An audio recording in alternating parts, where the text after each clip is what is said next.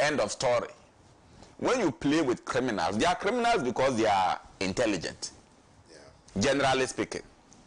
Now, let me comment on the issue of Mr. Ken Ofori-Atta. In my young understanding of the history of Ghana, I'm yet to appreciate a politician who have won white more than him, and a politician who have read quotations of the Bible more than him. At least I remember him for that. But I also remember him for the bad economic decisions he's taking and the pressure that has kept on Ghanaians, and how that have affected the fortunes of my party, which we are struggling now to rebrand. The fundamental issue about security reporting or intelligence management is that we in the public will not be exposed to the real details that informs a particular decision. The OSP is acting on hardcore, high-speed intelligence. And of course, it's not everything they can tell the media. Otherwise, listen to the correspondences. The first letter that was given to Ken Ofori-Atta was, I think, on the 24th of January. Fast forward, on the 5th of January, a reminder was served. And on the 7th of January, his lawyers had written that his doctors needed him for medical attention. And so he had left the country, okay, indefinitely. Number one question, when did he leave the country? Did he leave the country after 24th January? Are you getting it? After he must have noticed that they've triggered processes towards investigating him.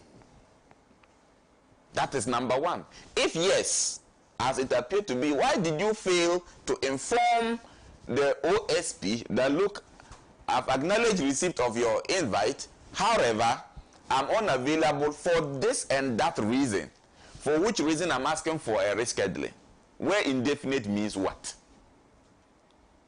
So for him to be declared as a fugitive is on the basis of intelligence, high-speed intelligence. And some of us are quite privy to these things. We are students of the area, and so we learn. KOD, yes, sir.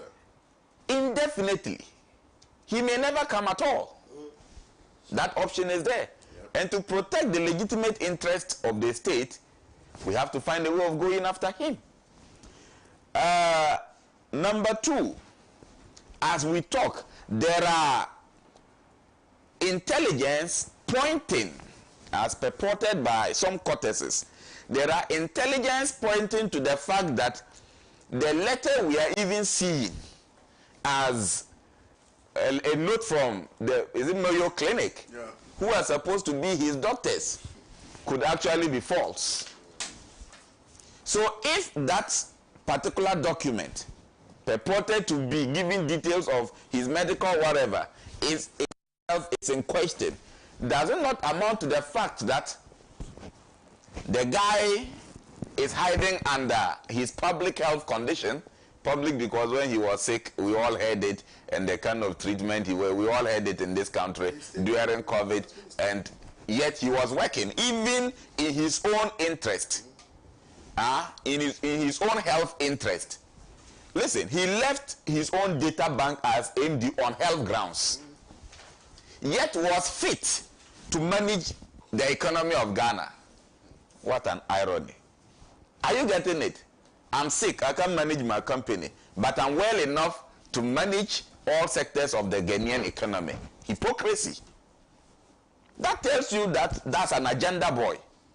Are you getting it? Now, number two, if you understand serious and organized crimes, they are called organized crimes because we have people in other countries. These are things that are transnational, right? And you can have state actors being very complicit. So some elements in America, in the United States of America, must be very interested in whatever happened. Go and look at the profile of the companies involved in the transactions. And investigate the shareholders of the companies. Let's not limit it to only the countries they were registered. A company can be a Ghanaian company, but the shareholders are not Ghanaians, isn't it? Absolutely. Go and look at that and try to do some intelligent tracing to why, of all places, it is the US he is found now and saying it's indefinite. That is why lawyer Inusaf Hussein is saying that if you are not careful with the use of fugitive, and I believe that we could have used a different term. Okay, you have the people who, no, I understand, but to even make your case very effective, once a person is a fugitive, he can seek asylum. And yes, extradition now becomes an option. Absolutely. In the absence of, but you know the difficulty with extradition. If you do not have, you know, mutual legal assistance, yes, with the country the person is in, and where you are unsure whether they will cooperate fully with extradition, especially so when elements in that country are either co-conspirators to the purported crime you want to investigate, you could have a problem. And that is exactly what will be at play in this matter. I'm telling you, I'm not going to spill a lot on this platform, but watch it in the days coming. I'm telling you. Again, you see, we must trace a history of people. By the way, the son of a thief, let me tell you, the son of a thief, in my local parlance, the son of a thief is feared. Everybody keeps your things well when the son of a thief is around. Not the thief himself, even the son. Even though you have no history of, you may not have history of theft. People are careful how they keep their belongings. So long as you are from a family where your father is recognized as a thief. So those are the issues. But we have a country that was in the hands of people whose parents are openly known as CIA agents. If they are away from the country indefinitely and are actually living in the countries that employed their fathers to work against their own nations, why wouldn't we be afraid, and why wouldn't you declare them fugitives? Elvis. These are descendants of J.B. Dankwa, who was a CIA agent. How sure are we that America will not be protecting the man? Elvis, thank you very much. Look, to conclude, I am in for corruption investigation. I've always maintained that I trust my party, the NPP. Right. So, as many NPP people as possible who are invited for investigation, they should make us proud by going there. All right. Go and prove your case if you've not stolen it. Thank you, Elvis. Case closed. I like the disposition of the NPP people now, because now Asefua is saying Ken Ofori-Atta should carry his own cross. No, but that is the height of hypocrisy. When I was consistently talking about these things, these were the charlatans praising them. Today that things have gone bad, everybody is trying to whitewash. They are all part of the problem. Anyway, anyway. Are you getting it? They are part of it. Why didn't they talk about it when we were in power? They are cowards. Thank you. Timothy Atabuade Awontrim is watching us this morning. He says, indefinitely means perpetuity. Ken definitely is a fugitive par excellence. Knowing his crimes were catching up with him, his lawyers asked him to abscond under the pretext of seeking medical treatment. All right, Mr. Pratt, respectfully. Well, as we speak now, nobody has a right, to describe Mr. Ken Ofori-Atta as a criminal. He's not. He's not a criminal. He's a person of interest as far as some investigations are concerned.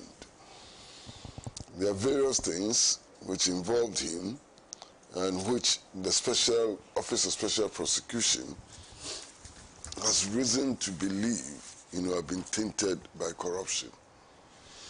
And on that basis, that office has a right, in fact a duty, to invite him to assist in investigations. Now, he claims that he's not able to avail himself now because of ill health. Now, under normal circumstances, ill health is a ground, sufficient ground for not being in the jurisdiction, for not assisting the Office of Special Prosecutor in its investigations. So the matter in issue now is indeed whether he's really ill or not. That's the matter in issue. The Special Prosecutor has dismissed the medical report, or purported medical report, that came from the United States of America.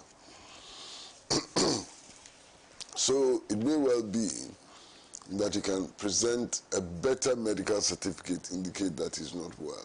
And if he's able to do that, there'll be no reason for him to be declared a wanted person. So that's very clear.